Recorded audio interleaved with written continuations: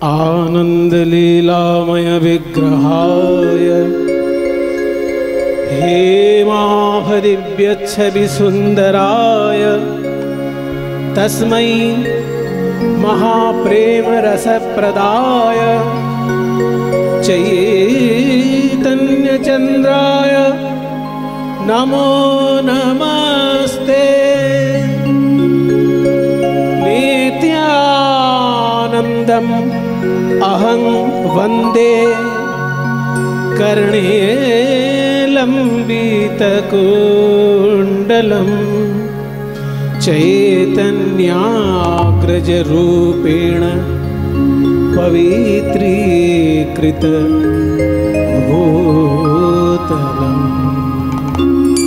चैतन्याग्रजरूपेण पवित्रीकृतभूतलं चैतन्याग्रजरूपेण पवित्रीकृतभूतलम्।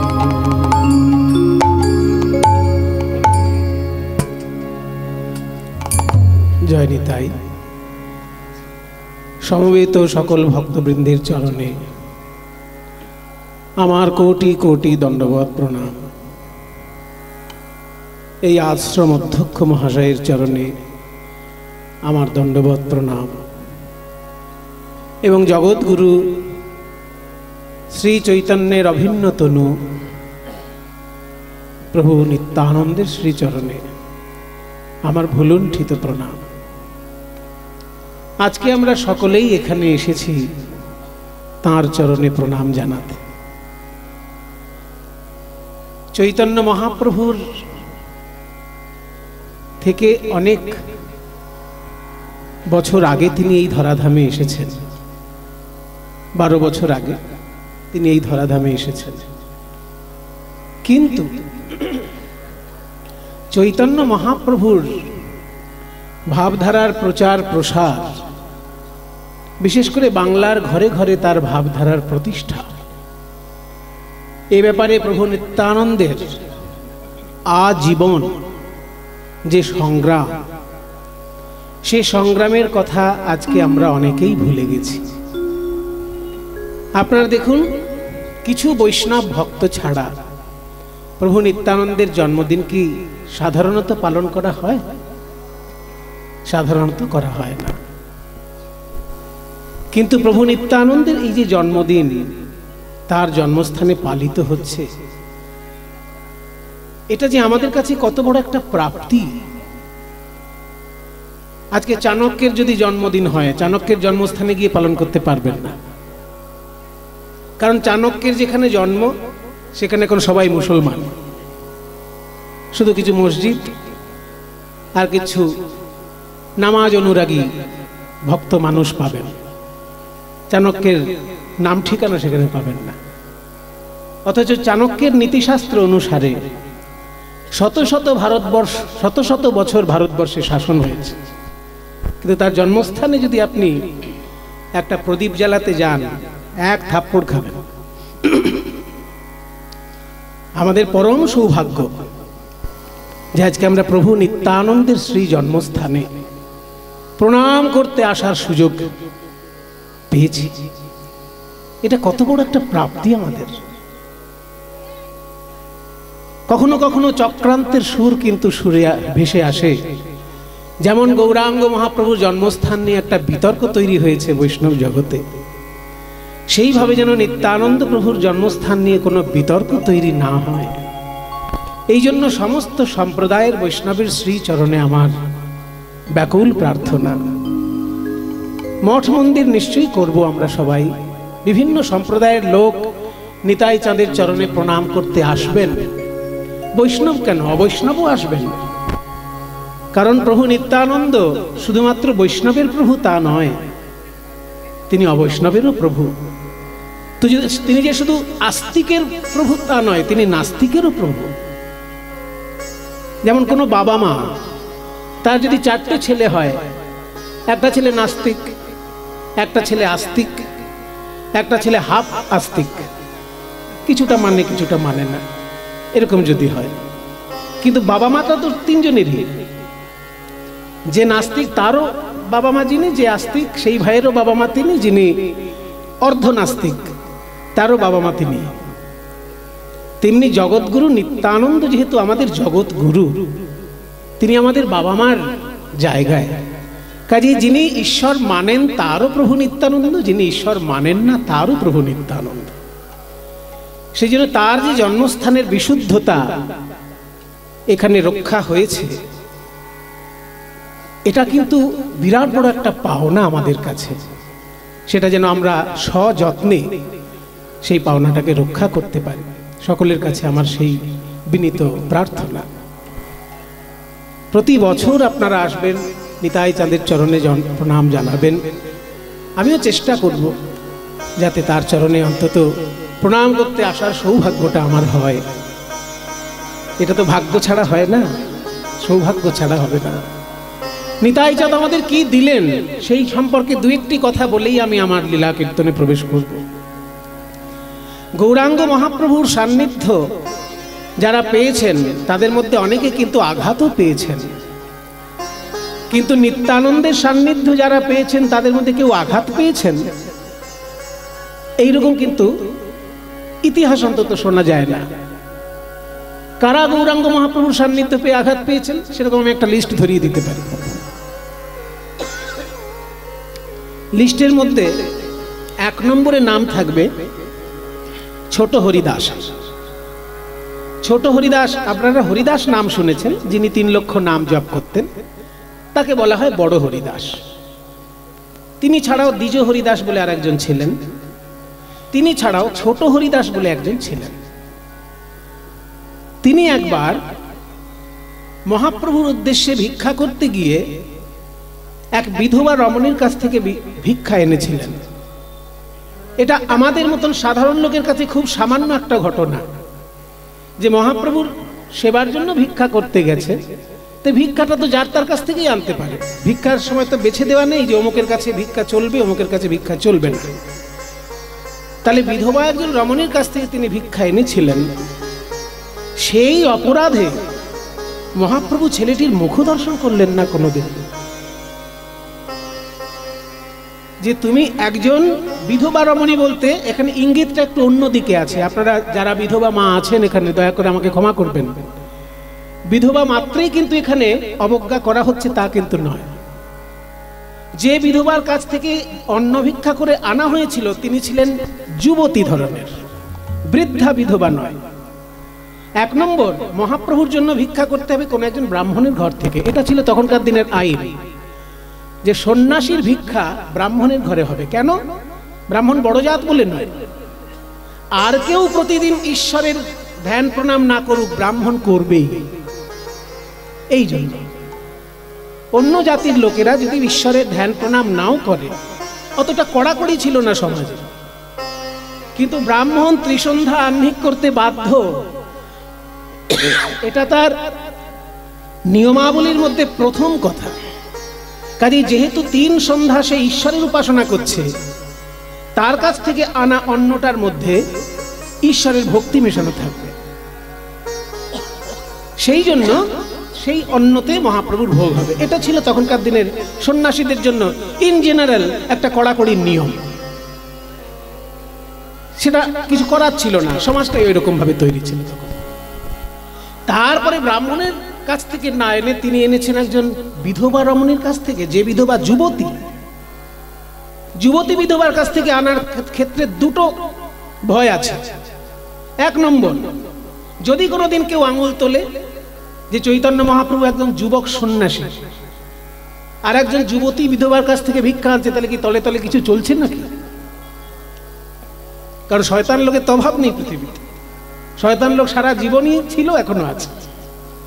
কাজে মহাপ্রভু যুবক, যে বিধবা রমণীর কাছ থেকে এনেছে সেও যুবতী, তাহলে কি তলে তলে কিছু একটা ব্যাপার আছে নাকি, যে ওইখান থেকে ভিক্ষা এনে নাকি খাওয়ানো হচ্ছে? মহাপ্রভুর উপরে আসতে পারে আচরণ, এটা একটা দিক। আর একটা দিক, যেহেতু ছোট হরিদাস ব্রহ্মচারী, সে ব্রহ্মচর্য অবলম্বন করছে, সে একজন যুবতী রমণীর কাছ থেকে ভিক্ষা যদি আনে, সেখানেও তো আঙুল উঠবে। যে একজন বিধবা রমণীর রাশে যুবতী, তার কাছ থেকে ভিক্ষা আনছে, মানেটা কি? তাহলে কি হরিদাসের কিছু একটা গন্ডগোল চলছে এখানে? কোন দিকেই যাতে আঙুল না ওঠে, সেই জন্য মহাপ্রভুর রাগ যে আমার জন্য ভিক্ষা আনবে, তুমি এই দিকগুলো চিন্তা করবে না কেন? তুমি তো আমার ভক্ত, এমন কাজ তুমি কেন করবে যে আমার দিকেও আঙুল উঠতে পারে, আবার তোমার দিকেও আঙুল উঠতে পারে? তাই যুবতী বিধবা রমণীর কাছ থেকে ভিক্ষা এনেছিল বলে ছোট হরিদাসের মুখ দর্শন করলেন না তিনি। আপনারা শুনলে অবাক হয়ে যাবেন যে চৈতন্য মহাপ্রভু গান বাজনার খুব ভক্ত ছিলেন। তিনি নিজে গান করতেন আর মন দিয়ে গান শুনতেন। চরিতামৃতে লেখা আছে পরিষ্কার, চণ্ডীদাস বিদ্যাপতি রায়ের নাটকগীতি কর্ণামৃত শ্রীগীত গোবিন্দ স্বরূপ রামানন্দ শোনে মহাপ্রভু রাত্রি দিনে গায়ে শোনে পরম আনন্দ। শুধু এমন নয় যে শোনে, কিছু কিছু লোক আছে গান বাজনা নিজে গাইতে পারে না কিন্তু শোনে, কিন্তু মহাপ্রভু নিজে গাইতেন এবং শুনতেন।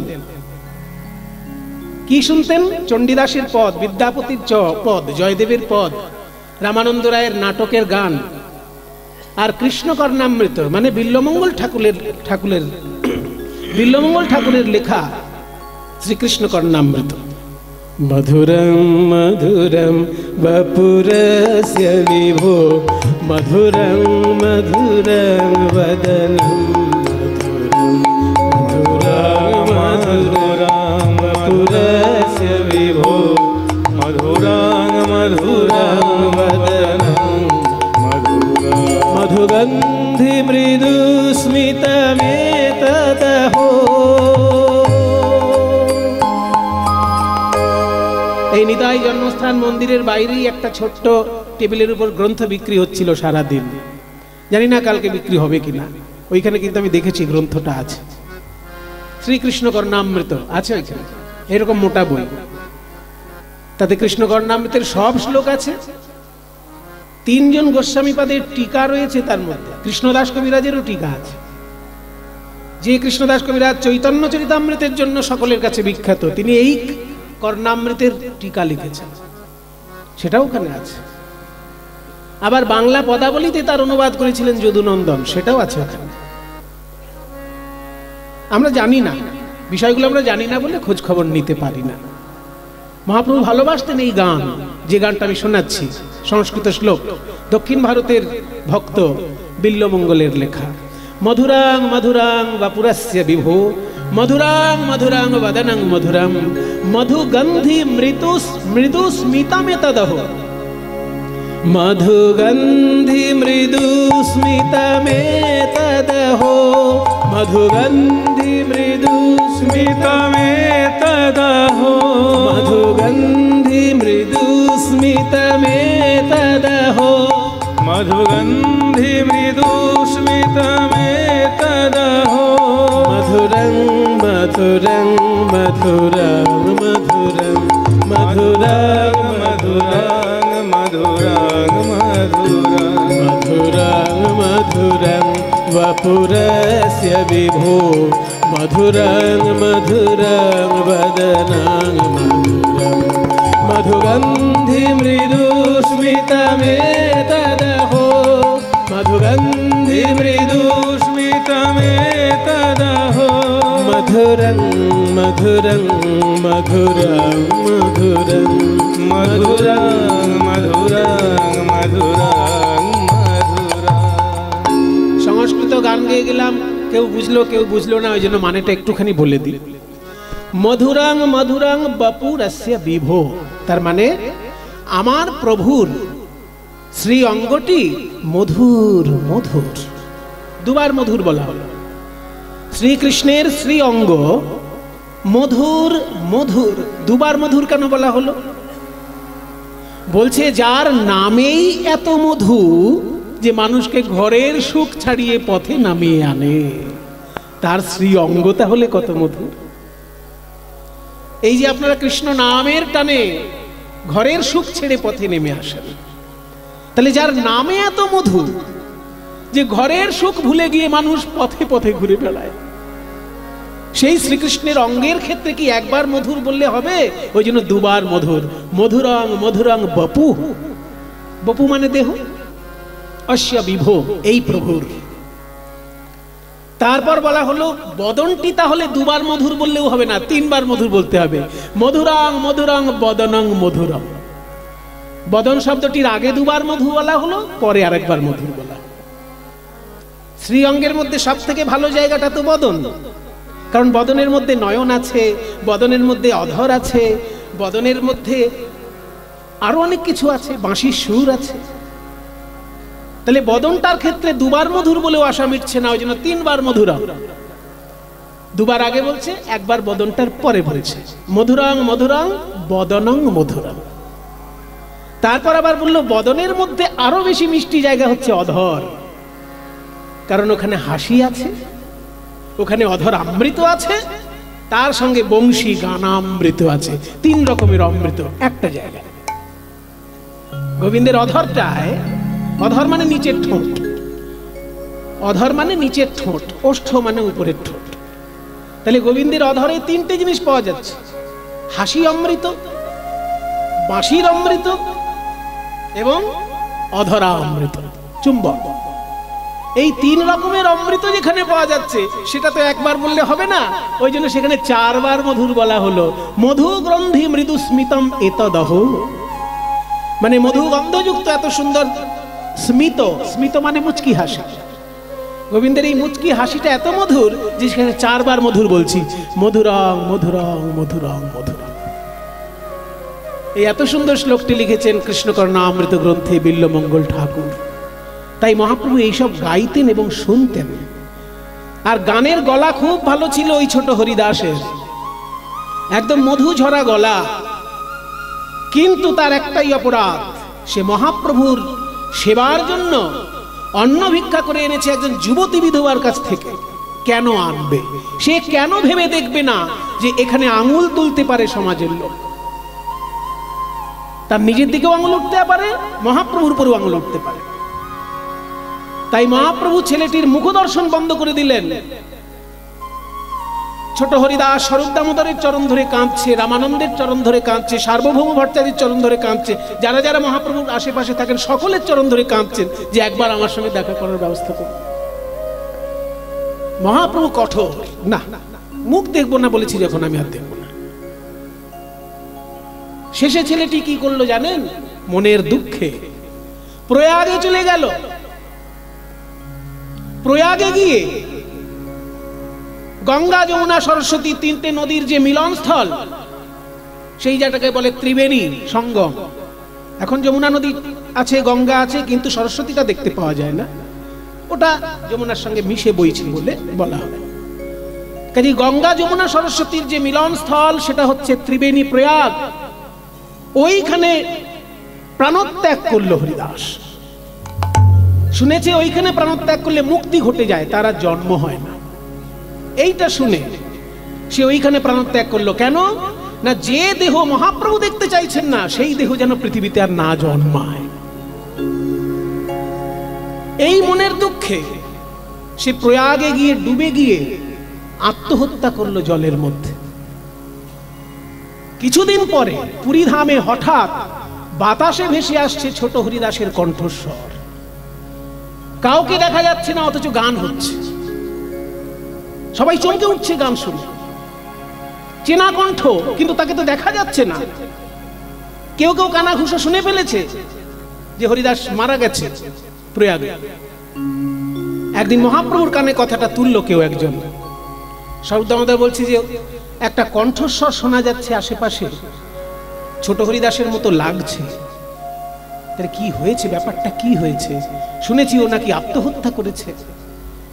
আসলে আত্মহত্যা করার পর সে প্রেতাত্মা হয়ে এসে মহাপ্রভুকে গান শোনাচ্ছে। কারণ মহাপ্রভু মুখ দর্শন করবেন না বলেছেন, কিন্তু তার কণ্ঠে কীর্তন শুনবেন না এটা তো বলেনি।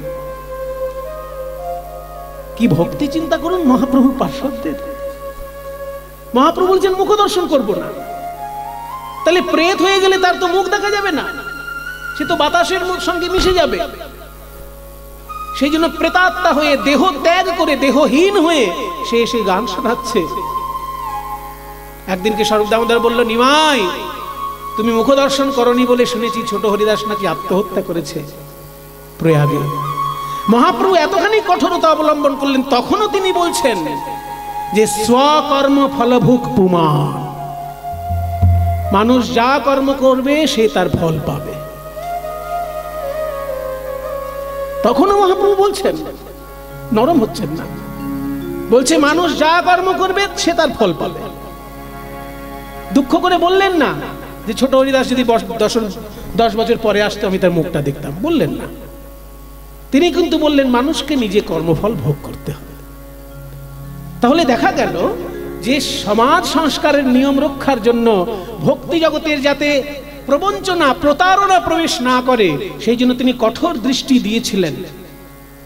ছোট হরিদাসের মুখ দর্শন করলেন না, কিন্তু নিত্যানন্দ প্রভুর পার্শ্বদের মধ্যে এমন কিন্তু শোনা যায় না যে এইরকম ভয়ঙ্কর কষ্ট কেউ তার কাছ থেকে পেয়েছে। নিতাই বড় গৌর ছোট, এ যুক্তি আমি দাঁড় করাতে চাইছি না। আমি দাঁড় করাতে চাইছি যেটা, যে গৌরাঙ্গ মহাপ্রভু কোনো কোনো ক্ষেত্রে এত কঠোর হয়েছেন যে সাধারণ মানুষের কাছে সেটা মেনে নেওয়া বড় কঠিন। কিন্তু নিতাই চাঁদ সমস্ত ক্ষেত্রেই উদারতা প্রকাশ করেছেন। তিনি কি কঠোর হননি? যেখানে প্রয়োজন হয়েছে তিনিও কঠোর হয়েছেন, কিন্তু এতখানি কঠোরতা দেখা যায়নি। যে ভালোবাসার মানুষের প্রতিও তিনি যে এইরকম কঠোর আচরণ করেছেন এমন দেখা যায় না। নিত্যানন্দের শাস্তি অন্য ধরনের। রঘুনাথ দাস সরাসরি গৌরাঙ্গ পেয়েছিল, নিতাই চাঁদ একদিন তাকে শাস্তি দিলেন যে আমার মাধ্যমে তুই গৌরাঙ্গ কৃপা না পেয়ে গৌরাঙ্গের কাছে সরাসরি কৃপা পাচ্ছিস, তুই তো চোর।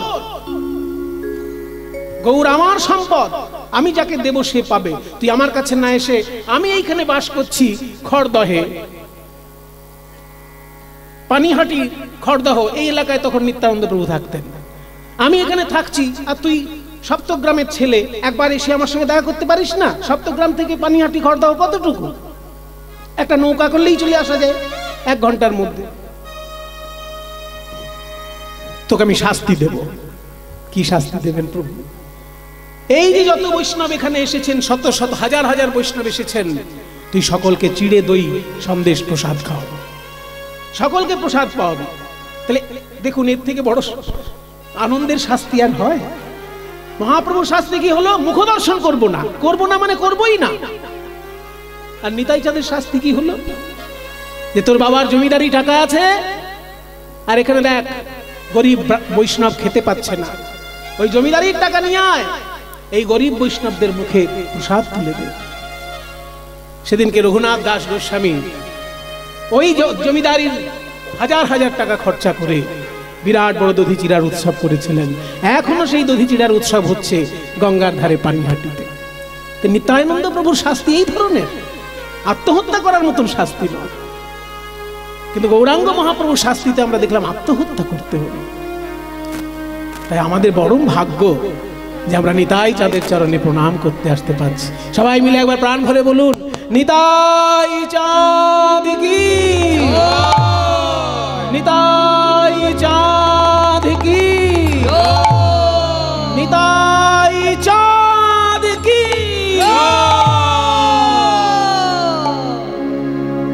আজকে নিত্যানন্দ প্রভু নয়ন ভরে দর্শন করছেন গৌর সুন্দরের পূর্বলীলার ভাব। মহাপ্রভু আজকে পূর্বলীলার ভাবে ভাবিত হয়ে এমন একটি কাজ করছেন যেটা দেখে তার অনুরাগী ভক্তগণ কেউ কেউ বুঝতে পারছে না, আর কেউ কেউ চুপি চুপি হাসাহাসি করছে। কি এমন কাজ করছেন মহাপ্রভু যে চুপি চুপি হাসছে কেউ কেউ? সমরি পুরাবলীলা শ্রী গৌরাঙ্গ রায় মুরলী শব্দ করি বদন বাজায়। মজার ব্যাপারটা দেখুন, মুরলী শব্দ করি মানে বাঁশির আওয়াজ করে, তাই তো? মুরলী মানে বাঁশি, শব্দ মানে আওয়াজ। তাহলে মুরলী শব্দ করি বাঁশির সুরে বদন বাজায়, অর্থাৎ বদন থেকে বাঁশির সুর বার করছে। হ্যাঁ গো, বদন থেকে যদি কেউ বাঁশির সুর বার করে সেটাকে কি বলা হয়? দেখবেন সিনেমা হলের আশেপাশে ছেলেরা, এখন তো সিনেমা হল নেই, এখন ওই কলেজের ইউনিভার্সিটির গেটের সামনে যেসব জায়গায় বাজে কলেজ, আর কি খুব উন্নত মানের কলেজে এসব হয় না, কিন্তু যেগুলো বাজে জায়গা সেখানে ইয়ং ছেলে ইয়ং মেয়েকে দেখলে পারে মুখ থেকে একটা আওয়াজ বার করলো, বাঁশির আওয়াজ। ওটাই কি বলে? শেষ বাঁশিটি। তো মহাপ্রভু আজকে মুখ থেকে বাঁশির আওয়াজ করছেন, তো এটা কি খুব ভালো দেখাচ্ছে? আমাকে আপনারা মারধর করতে পারেন কথাটা শুনে, কিন্তু যিনি লিখেছেন এই গানটা তাকে এখন কোথায় খুঁজে পাবেন মারার জন্য? এটা তো পদকর্তার পদ, আমি কি করব? যা লেখা আছে আমি তাই গাইছি। মুরলী শব্দ করি, মুরলী শব্দ করি, মহাপ্রভু আমার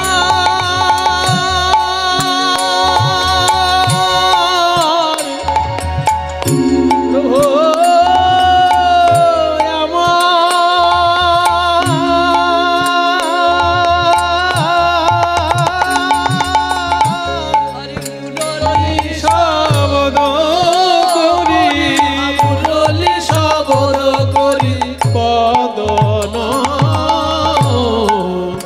বদন বাজায়, মুরলী শব্দ করি, মুরলী শব্দ করি, বদন বাজায়, মুরলী শব্দ করি, মুরলী শব্দ করি, বদন বাজায়, মুরলী শব্দ করি, মুরলী শব্দ করি, বদন বাজায়, তেমনি ভাবে বাজায়, তেমনি ভাবে,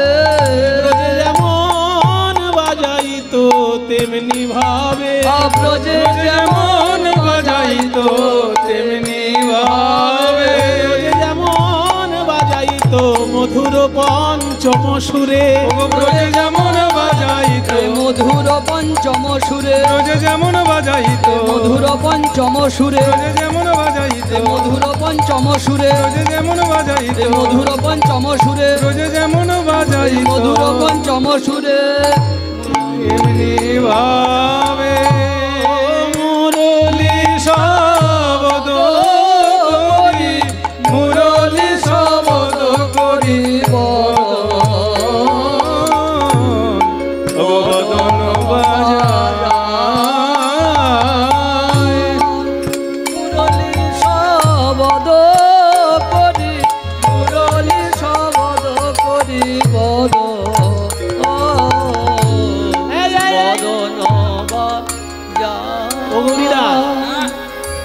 ও গদাধর, কি শুনছি গো? আমাদের নিমাই তো পণ্ডিত মানুষ, পণ্ডিত মানুষ ওই সাধারণ ছেলেপিলের মতন কাজ করছে যে। সাধারণ ছেলেপিলেরা মুখ দিয়ে বাঁশি বাজায়, কিন্তু পণ্ডিত মানুষের মুখ দিয়ে বাঁশি। কিন্তু মহাপ্রভুর মুখে যে বাঁশির সুর বাজছে, কোন সুর? সাধারণ ছেলেপিলের মতো সুর নয়।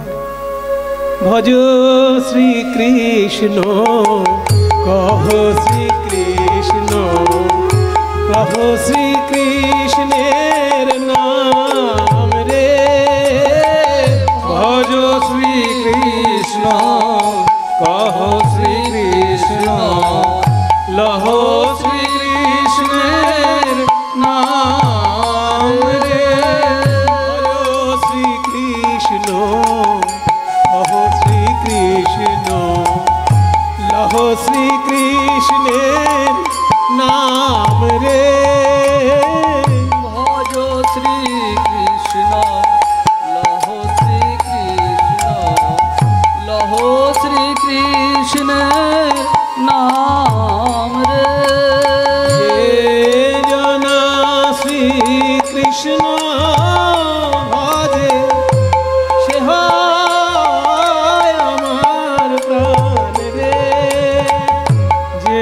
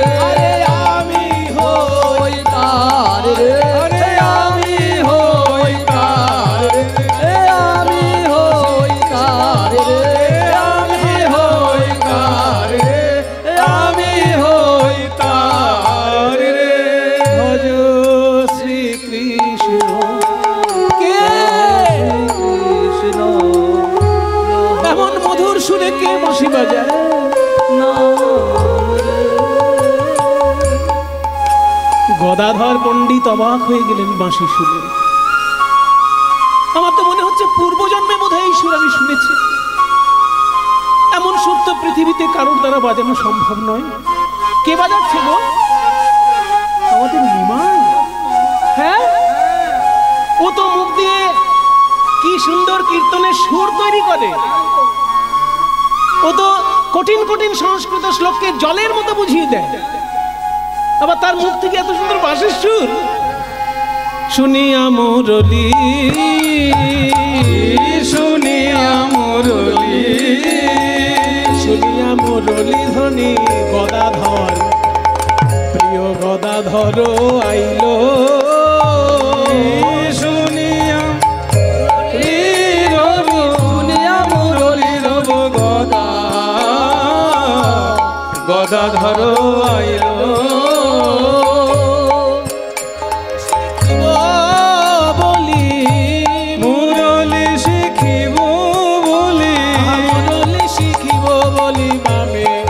মহাপ্রভুর বামে দাঁড়াইল,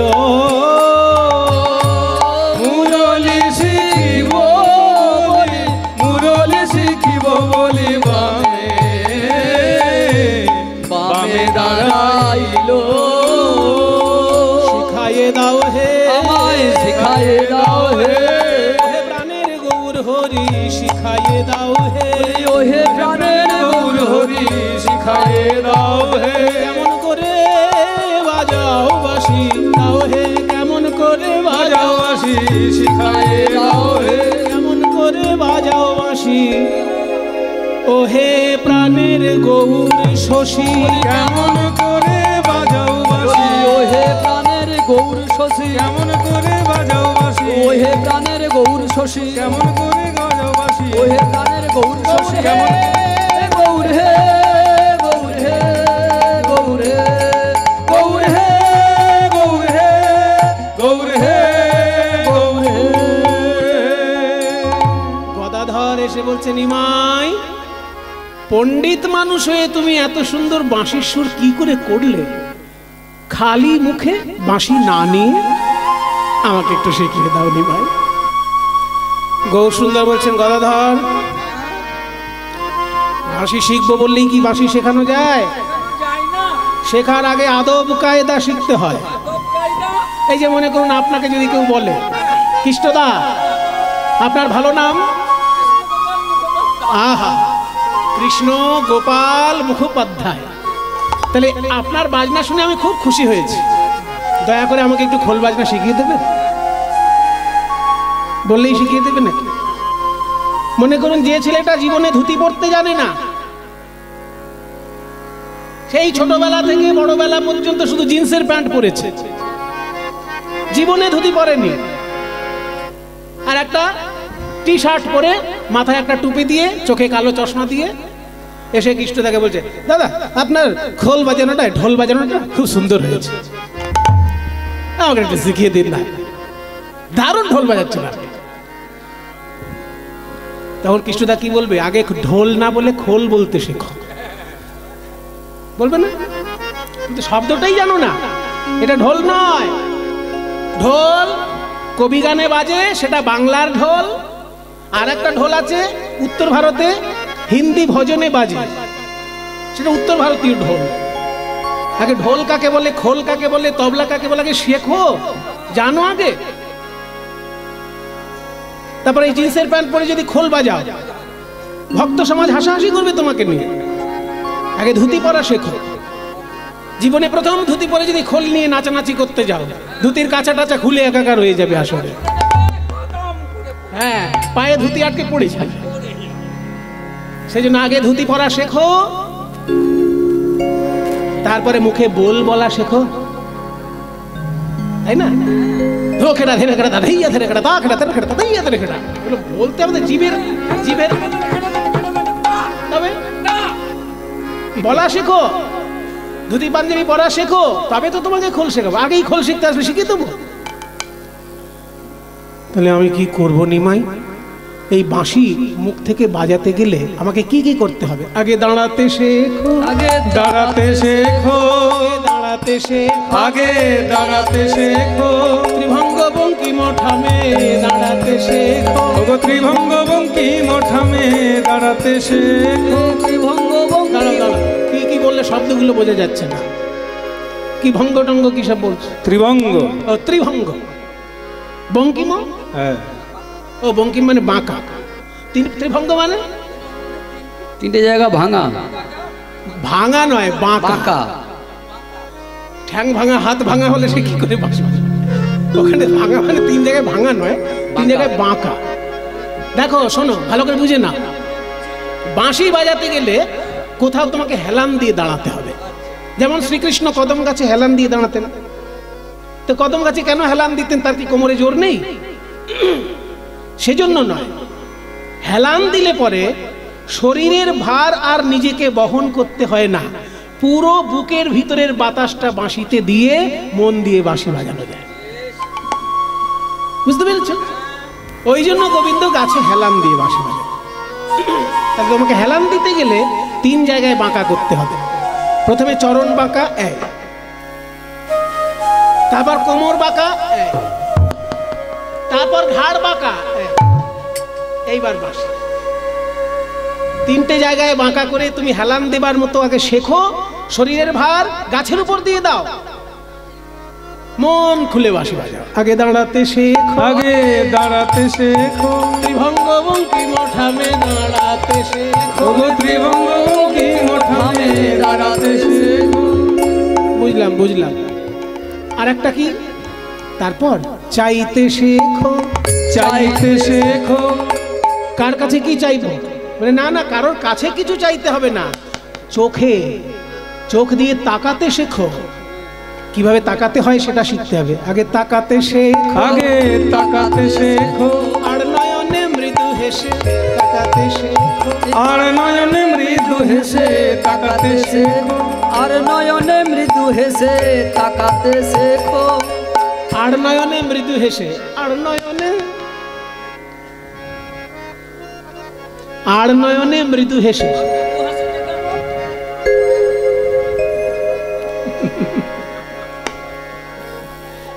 আর নয়নে মৃত কেন তাকাবো? এই দাঁড়াও, আমার ব্যাপারগুলো মাথায় ঢুকছে না। বসো বসো তো, কিছুই মাথায় ঢুকছে না। বাঁশি বাজাবো মশাই, বাঁশি বাজাবো, আর চোখে তাকানোর কি দরকার? তার জন্য বলছে দরকার আছে। বুঝে নাও। মনে করো তুমি এমন ভাবে বাঁশি বাজাচ্ছ, সামনে খুব কঠিন রাগ রাগিনী বাজাচ্ছ, কিন্তু সামনে যে কটা শ্রোতা বসেছে তারা কঠিন রাগ রাগিনীর কিচ্ছু বোঝে না, অথচ আড়ালে এমন একজন বসেছে, এই যে কাকাজির মতন।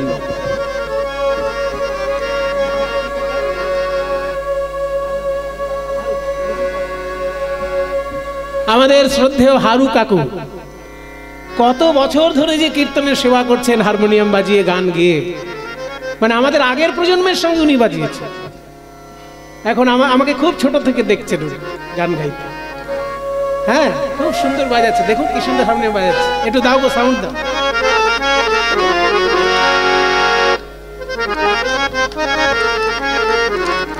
দেখুন কত বয়স, কিন্তু সুরের সেন্স একটু নড়ে। কত সুন্দর হারমোনিয়াম বাজাচ্ছে। তাহলে এই যে কাকাবাবু এত সুন্দর বাঁশি হারমোনিয়াম বাজাচ্ছেন, কত বাঁশি বাক্সের মধ্যে বাঁশি বাজছে। তাহলে তা ওনাকে কি তার জন্য আর চোখে তাকানো শিখতে হবে? বলে হ্যাঁ, শিখতে হবে। কেন শিখতে হবে? না, সামনের যে শ্রোতা সে হয়তো রাগ রাগিনী বুঝছে না, কিন্তু আড়ালে যে লোকটা বসেছে, বাঁদিকে যে বসেছে, সে হয়তো রাগ রাগিনী ভালো বুঝছে। তখন হারমোনিয়াম নিয়ে যদি উনি এইরকম ঘুরে যান, তাহলে সামনের শ্রোতাগুলোকে অসম্মান করা হলো কিনা? হারমোনিয়ামের জায়গায় থাকবে, ওনার শরীর সোজা থাকবে, কিন্তু আর চোখে সেই শ্রোতার সঙ্গে ভাবের আদান প্রদান হবে। রসিক শ্রোতা যদি বাঁদিকে থাকে, আর চোখে তার সঙ্গে ভাবের আদান প্রদান হবে, এখানে সুন্দর বাজবে, ওইদিকে তাকাচ্ছে। তেমনি শ্রোতা যদি এদিকে বসে, বাজবে এরকম, কিন্তু ডান দিকে শ্রোতার সঙ্গে নয়নে নয়নে ভাবের আদান প্রদান। ওই জন্য চাইতে শেখো, আগে চাইতে শেখো। আর নয়নে মৃদু হেসে চাইতে শেখো। আর নয়নে মৃদু হেসে চাইতে শেখো। আর নয়নে মৃদু হেসে বাঁশির সুরে মন ভোলাতে। আর নয়নে মৃদু হেসে বাঁশির সুরে মন ভোলাতে। বাঁশির সুরে মন ভোলাতে। আর নয়নে মৃদু হেসে সুরে মন ভোলাতে। আর নয়নে মৃদু বাঁশির সুরে মন ভোলাতে আর নয়নে মৃদু হেসে বাঁশির সুরে মন ভোলাতে চাইতে শেখো। আচ্ছা, আমি তো এত কিছু জানতাম না নিমাই। আমি ভেবেছিলাম বাঁশিটা শিখে নেবো চট করে, কিন্তু তুমি যা বলছো সে তোমার অনেকদিন অভ্যাস করতে হবে। আগে ত্রিভঙ্গ দাঁড়াতে হয় কীরকম সেটা অভ্যাস করতে হবে, পড়ে যাতে না যাই। তারপর আবার আর চোখে তাকিয়ে ভাবের আদান প্রদান শিখতে হবে। তা নিমাই, তুমি আমাকে শেখাবে তো? নিশ্চয়ই শেখাবো গদাধর। তা শুনিয়া গদাধর গদাধর কহে প্রভু সেবা নাগরালি নাগরালি কি প্রকার। শোনো, বলছে আগে শেখো নাগরালি পরে শেখো বাঁশি। গদাধরের কথা শুনি প্রভু কহে হাসি হাসি, আগে শেখো নাগরালি মানে আগ্নেয়নে তাকানো শেখো, ত্রিভঙ্গ ঠমে দাঁড়ানো শেখো, তারপর শেখো বাঁশি। গদাধর কহে কহে প্রভু সেবা কি প্রকার। আরে বংশী কহে নয়ন নয়ন বাঁকা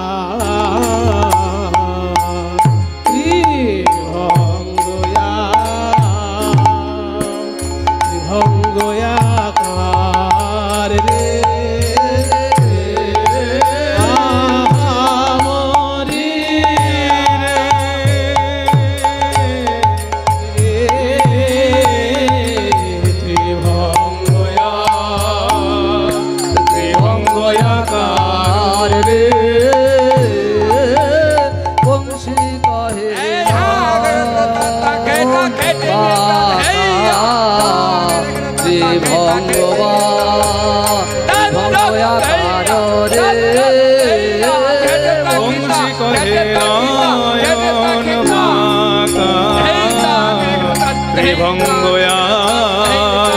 ত্রিভঙ্গয়াকার হে বংশী কহে নয়ন বাঁকা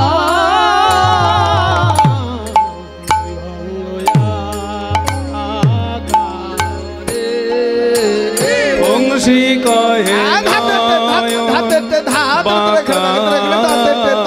ত্রিভঙ্গয়া বংশী কহে নয়ন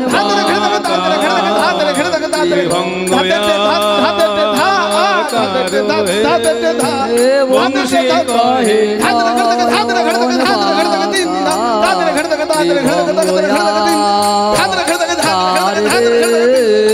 বংশী কহে নয়ন বাঁকা ত্রিভঙ্গয়া বংশী কহে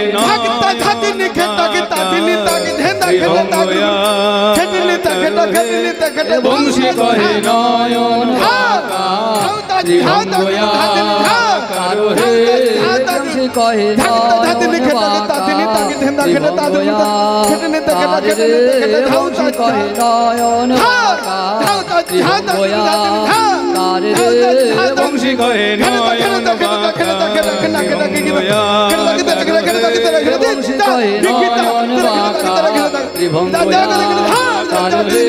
নয়ন বংশী কহে নয়ন বংশী কহে নয়ন বংশী কহে নয়ন বংশী কহে নয়ন বাঁকা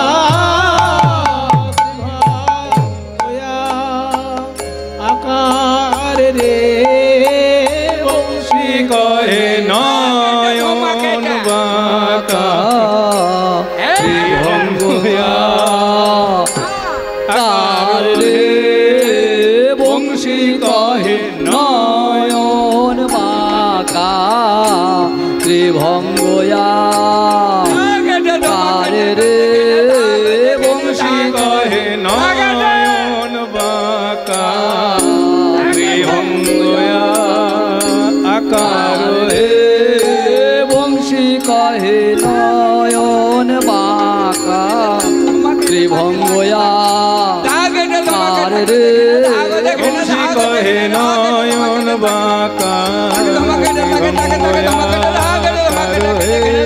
বংশী কহে নয়ন বাঁকা ত্রিভঙ্গয়াকার রে বংশী কহে নয়ন বাঁকা ত্রিভঙ্গয়া কার রে বংশী কহে নয়ন বাঁকা ত্রিভঙ্গয়া কারো হে বংশী কহে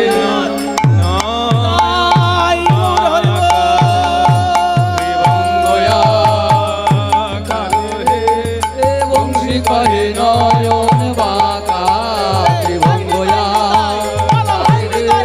বংশী কহে নয়ন বাঁকা ত্রিভঙ্গয়া কার রে বংশী কহে নয়ন বাঁকা ত্রিভঙ্গয়া বংশী কহে নয়ন বাঁকা ত্রিভঙ্গয়া কার রে বংশী কহে নয়ন বাঁকা ত্রিভঙ্গয়া কার রে বংশী কহে নয়ন বাঁকা ত্রিভঙ্গয়া কার রে বংশী কহে নয়ন বাঁকা ত্রিভঙ্গয়া কারো হে বংশী কহে নয়ন বাঁকা ত্রিভঙ্গয়া কার রে বংশী কহে নয়ন বাঁকা ত্রিভঙ্গয়া কার রে কহে নয়ন বাঁকা ত্রিভঙ্গয়া কারো হে বংশী কহে নয়ন বাঁকা ত্রিভঙ্গয়া কার রে বংশী কহে নয়ন বাঁকা ত্রিভঙ্গয়া কার রে বংশী কহে নয়ন বাঁকা ত্রিভঙ্গয়া কার রে বংশী কহে নয়ন বাঁকা ত্রিভঙ্গয়া কার রে বংশী কহে নয়ন বাঁকা ত্রিভঙ্গয়া কার রে বংশী কহে নয়ন বাঁকা ত্রিভঙ্গয়া কার রে বংশী কহে নয়ন বাঁকা ত্রিভঙ্গয়া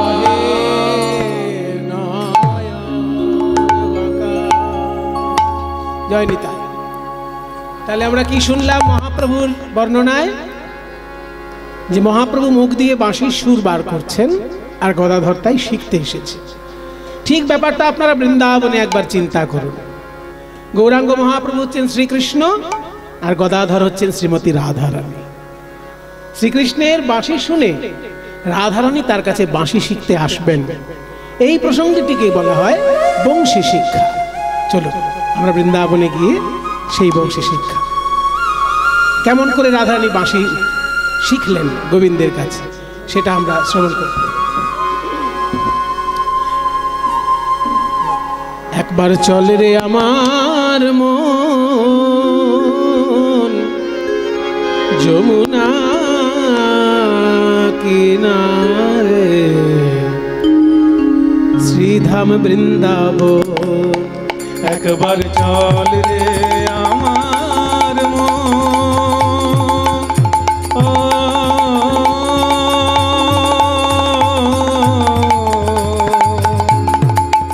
একবার চল রে আমার মন কিনারে শ্রীধাম বৃন্দাবন একবার শ্যাম কুণ্ড রাধা কুণ্ড শ্যাম কুণ্ড রাধা কুণ্ড শ্যাম গিরিধারী শ্যাম নয়নাভিরাম গিরিধারী শ্যাম নয়নাভিরাম শ্যাম কুণ্ড শ্যাম কুণ্ড রাধা কুণ্ড দেখবি রাধা মদন মোহন রাধা মদন মোহন দেখবি মদন মোহন দেখবি মদন মোহন যমুনা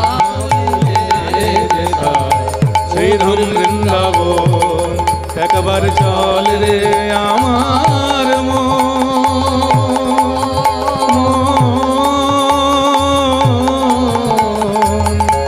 যমুনা কুলে যেথায় শ্রীধাম বৃন্দাবন সেথায় যাবে প্রাণ জুড়াবে প্রাণ জুড়াবে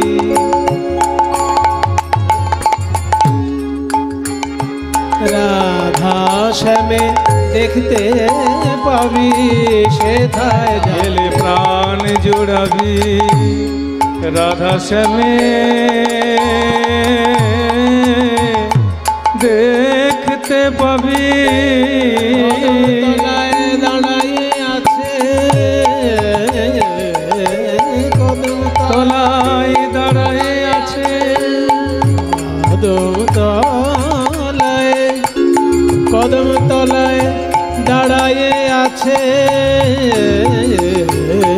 কদম তলায় দাঁড়ায়ে আছে আমার মদন মোহন, কদম তলায় দাঁড়ায়ে আছে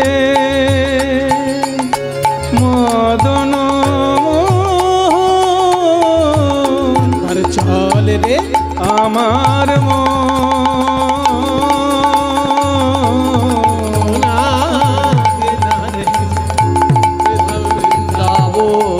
চলো চলো